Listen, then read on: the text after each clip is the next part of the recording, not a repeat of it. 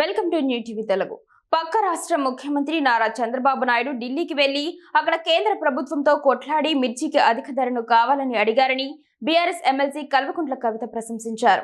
తెలంగాణ ముఖ్యమంత్రి రేవంత్ రెడ్డి కూడా ఢిల్లీకి వెళ్లి మిర్చి రైతులకు 25,000 రూపాయలు కనీస మద్దతు ధర ఇవ్వాలని కేంద్రంతో కొట్లాడాలని డిమాండ్ చేశారు. కవిత మహబూబాద్ జిల్లాలో పర్యటించారు. ఈ సందర్భంగా మీడియాతో మాట్లాడుతూ చంద్రబాబును చూసి రేవంత్ రెడ్డి నేర్చుకోవాలని అన్నారు. మిర్చి పంటకు ఎకరాకు లక్షల్లో ఖర్చవుతుందని ఆమె అన్నారు. మిర్చి, పసుపు రైతుల కష్టాలపై ముఖ్యమంత్రి ఆలోచన చేయాలని సూచించారు. మిర్చి రైతులకు కనీస మద్దతు ధర రాకుంటే వారు తీవ్రంగా నష్టపోతారని ఆమె అన్నారు.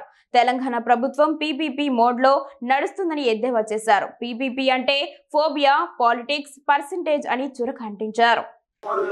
మిర్చి యార్డ్లో వచ్చి మరి మిర్చి రైతులందరినీ కూడా కలవడానికి ఇక్కడికి రావడం జరిగింది. మీ అందరికీ తెలుసు, రాష్ట్ర వ్యాప్తంగా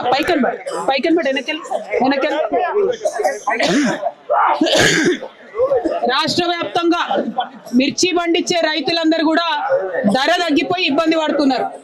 ఆ మాట మీ అందరికీ తెలిసిందే. అయితే ఆంధ్రప్రదేశ్లో కూడా మిర్చి రైతులు ఇబ్బంది పడితే మరి అక్కడ సీఎం చంద్రబాబు నాయుడు గారు ఉన్నాడు.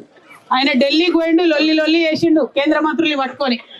ఇక్కడ మన సీఎం ఉన్నాడు రేవంత్ రెడ్డి గారు. ఆయన కనీసం మిర్చి రైతుల గురించి ఒక మాట కూడా మాట్లాడతలేడు. మాట్లాడాలన్నా వద్దా? న్యాయమా కాదా? మనం ఏమైనా గొంతెమ్మ కోరికలు అడుగుతున్నామా? కొండ మీద కోతిని తెమ్మంటున్నామా? ఏమడుగుతున్నాం? మద్దతు ధరనే అడుగుతున్నాం. పోయిన సంవత్సరం 25,000 అమ్మింది, ఈసారి 11,000 పడిపోయిన పరిస్థితి ఉన్నది. దీన్ని సరి చేయాల్సినటువంటి అవసరం ఉన్నది. నేను కే సముద్రం మిర్చి యార్డ్ నుండి ముఖ్యమంత్రి గారిని డిమాండ్ చేస్తా ఉన్నాను. ఖచ్చితంగా మీరు ఢిల్లీకి పోతారా, మోడీ గారు కాలు పట్టుకుంటారా, ఏం చేస్తారో మాకు సంబంధం లేదు, కానీ ఖచ్చితంగా మద్దతు ధర కావాల్సిందే. 25,000 లేనిది గిట్టుబాటు అయ్యే పరిస్థితి లేదు.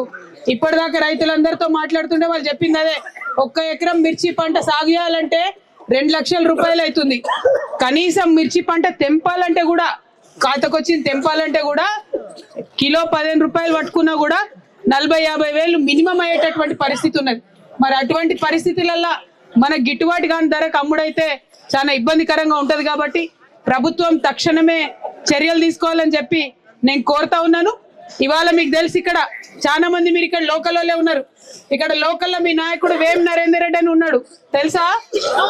మరి ఆయన మొత్తం పొద్దుగాల నుండి సాయంత్రం దాకా ముఖ్యమంత్రి చుట్టూ తిరుగుతుంటాడు.